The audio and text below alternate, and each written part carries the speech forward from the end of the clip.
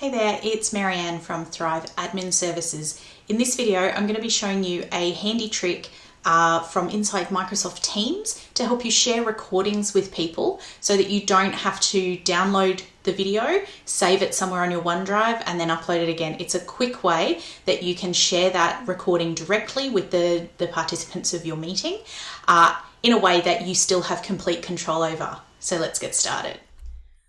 Okay, so what I'm going to show you, we're working in Microsoft Teams. I'm working in Teams on the desktop on a Mac. So some of my buttons up here at the top may look a little bit different, but the functionality inside Teams should be the same whether you're on a PC or a Mac. Now, when you're in the desktop version, you've got the sidebar here with your chat, Teams, calendar, etc. So we're in the chat functionality, and that's because that's where all of your recordings will sit. They'll pop up in here. So if you have an appointment in your calendar and you record the session, you'll then get notification.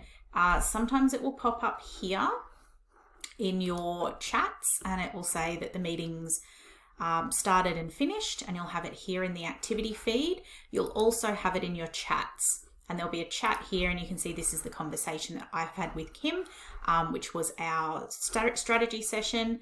I've got another one here that was just this was the Microsoft Dynamo session we did that was recorded, and then at the end of the session you get the little bubble here that is the recording. And this is the bit that we're going to do. So from here in this window, in your chat space, you can actually share that link. So all of the recordings will automatically they'll pop up in here and it'll say that here's the recording and that it's set to expire, and you can view or change that.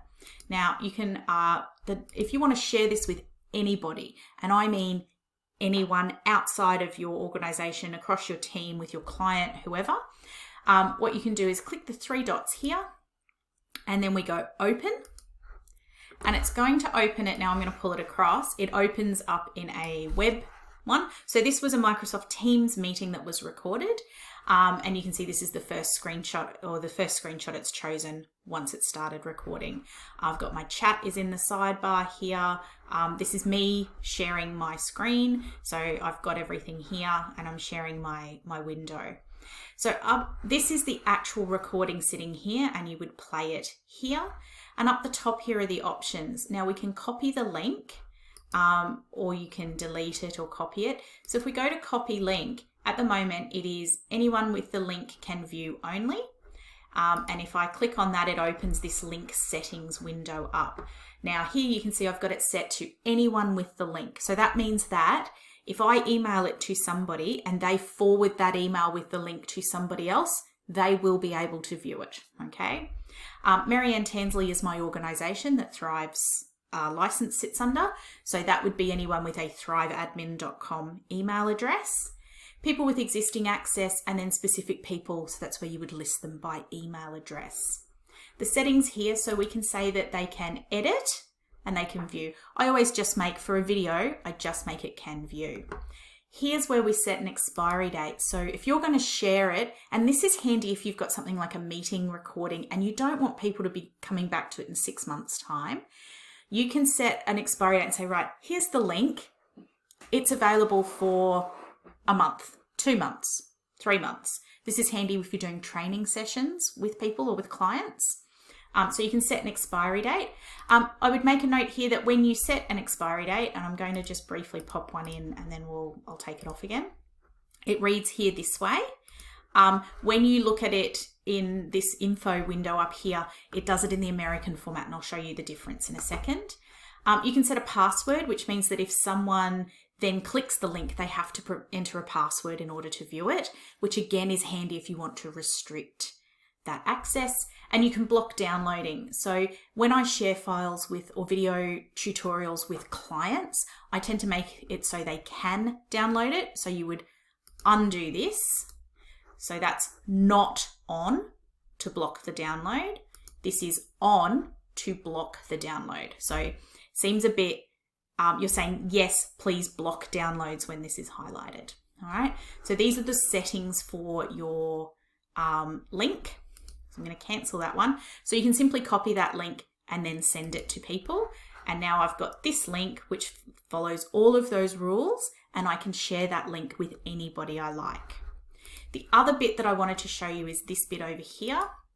So this is the information, and this is where you can also make edits. So you can see here, this recording will expire on 12/16/2022. So for my non-American friends, this date looks backwards to us. So if I drop this down, you can extend it by 7 days here, 30 days, 60 days. You can pick a specific date, or you can remove the expiration. And so you need to just make sure that's correct. And then you can add, this is the activity of how I've shared it as well. So there we go. So once I've removed that expiration and we go like that, that will now, if I open that one up again, you can see it's got no expiry date. Because this one I've shared the link in our Facebook group, I don't want that to expire. I want them to be able to come back and see that whenever they like. Okay, so this is the way that you can share your files from within Teams. So you don't need to download it. You don't need to save it somewhere and open up Access anywhere. You can simply do it from within Teams, and within where it's saved it automatically to your SharePoint site. So I hope that that was really helpful for you. I want to say a special thank you to Kim, who is a member of Thriving with 365, who got in touch with me and had a question about this. And we went through it, and she said she found it really helpful seeing the video. So I thought it would be a really useful video to share generally, and I hope that it's really helpful for you as well. If you've enjoyed this video, then I would love it if you could like and subscribe to my YouTube channel. It's the way that you'll get notified every time there's a new video that goes live. It's also a great way for you to build a catalog and an easy reference point for all of these great tips and tricks across Microsoft 365. As always, if you have any questions about anything you've seen in the video, you can pop a comment on the video here in YouTube. You can get in touch with me directly. You'll find Thrive hanging out on Facebook, Instagram, and LinkedIn under Thrive Admin Services, and you can direct message me or pop a comment on a post that relates to this video, and I'll be able to let you know how I can help. Have a great day.